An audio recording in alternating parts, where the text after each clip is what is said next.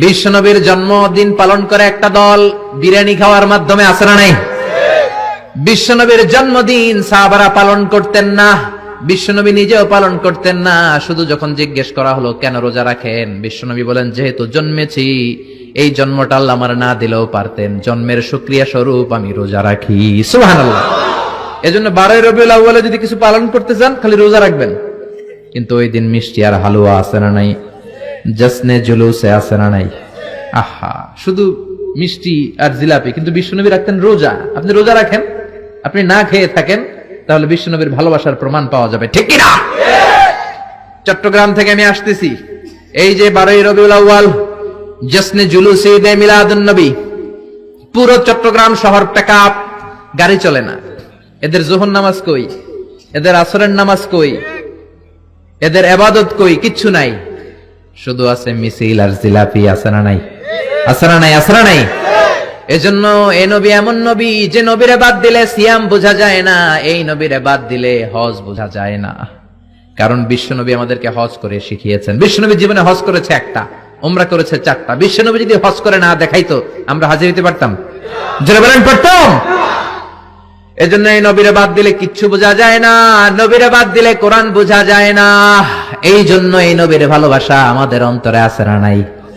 সূরা ফাতিহার 29 নম্বর আয়াতে আল্লাহ বললেন, মুহাম্মাদুর রাসূলুল্লাহি ওয়াল্লাযীনা মাআহু আশিদ্দাউ আলাল কুফফারি রুহামাউ বাইনাহুম।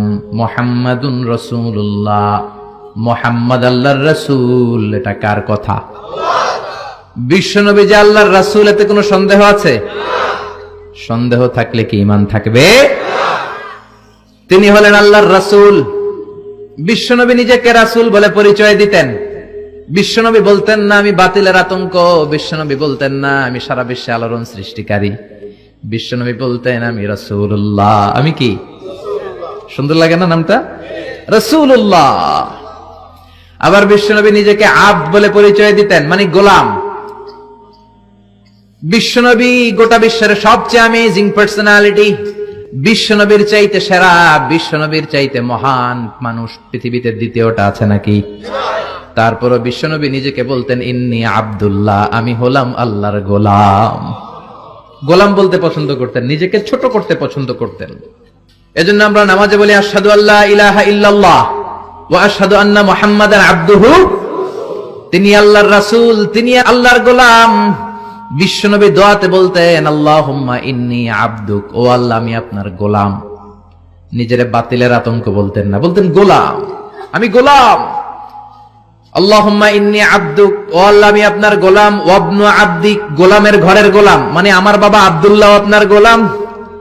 ওয়াবনু আমাতিক, বান্দির ঘরের গোলাম, মানে আমার মা আমেনাও আপনার বান্দি। আমি গোলাম, গোলামের ঘরের গোলাম, আমার 14 গোষ্ঠী আপনার গোলাম। আল্লাহু আকবার। বিশ্বনবী বলতেন আমি গোলাম, আমার বাবা গোলাম, আমার দাদা গোলাম, আমার দাদার দাদাও গোলাম, আমরা গোলাম গোষ্ঠীর।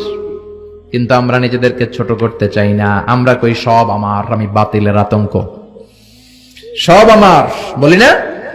কিন্তু বিশ্বনবী বলতেন না আল্লাহ আমি আপনার গোলাম। আর বলতেন আল্লাহ আমারে আপনি ছোট বানান, আমার চোখে বড় বানান মানুষের চোখে। সুবহানাল্লাহ। আল্লাহুম্মা জাআলনি শাকুরা ওয়া জাআলনি সাবুরা ওয়া জাআলনি ফি আইনি সাগীরা ওয়া ফি আয়ুনিন নাসি কাবীরা। ও আল্লাহ আপনি আমারে শুকরগুজার বানান, ধৈর্য ধারণকারী বানান, আমার চোখে আপনি আমারে ছোট বানান, মানুষের চোখে আপনি আমারে বড় বানান। সুবহানাল্লাহ। বাড়িতে যে বলেন সুবহানাল্লাহ, আওয়াজ করে বলতে কি কষ্ট হচ্ছে? পড়েন সুবহানাল্লাহ। নিজেকে ছোট করতেন। কেমন নবী তিনি, কেমন রাসূল, শুধু রাসূল নন, রাসূলদেরও রাসূল। আল্লাহু আকবার। মা কানা মুহাম্মাদুন আবা আহাদিম মির রিজালিকুম ওয়ালাকির রাসূলুল্লাহি ওয়া খাতামান নাবিয়্যিন। তিনি শুধু রাসূল নন, খাতামুন নাবিয়্যিন। নবী আসার যে চেইন, যে সিলসিলা, এটাকে আল্লাহ বিশ্বনবীর মাধ্যমে সিলগালা করে দিয়েছেন। আর কোন নবী নাই, জোরে কোন সুবহানাল্লাহ।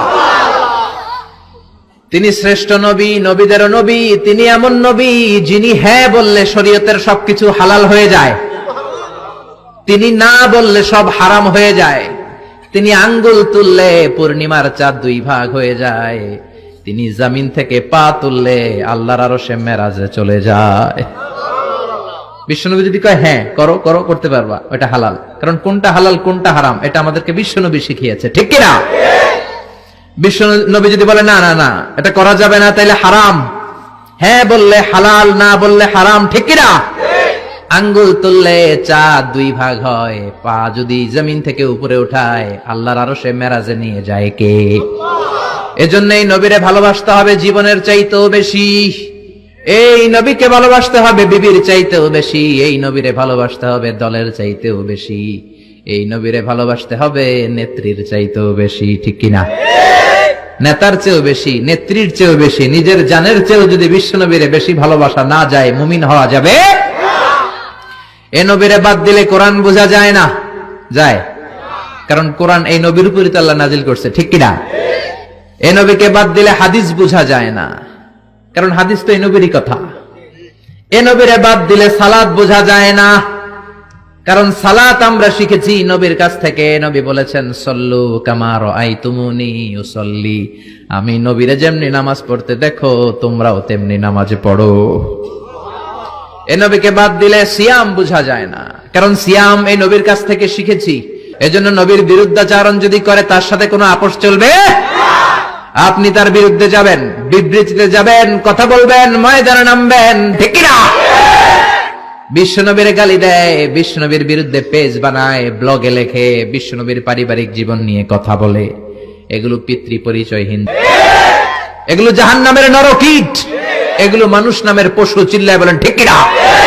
কয়েকটা জায়গায় আমরা বলো দুর্বল, কোরআন রে গালি দিলে আমাদের সহ্য হয় না, নবীরে গালি দিলে সহ্য হয় না। নবীরে গালি দিলে আমাদের কলিজায় আগুন লাগে কি লাগে না? লাগে কি লাগে না? কার কার লাগে? দুহাত উঁচু করে আল্লাহর দেখাও।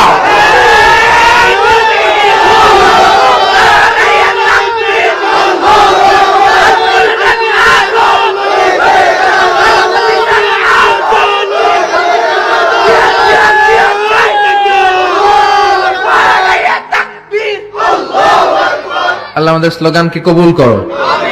নবীর জন্য যে ভালোবাসা, এই ভালোবাসার কারণে নবীর শাফায়াত আমাদের নসিব করে, পড়ে না আমিন? এজন্য এই নবী এমন নবী যারে বাদ দিলে কোরআন বোঝা যায় না, হাদিস বোঝা যায় না, নামাজ বোঝা যায় না, রোজা বোঝা যায় না। জোরে বলেন ঠিক কি না?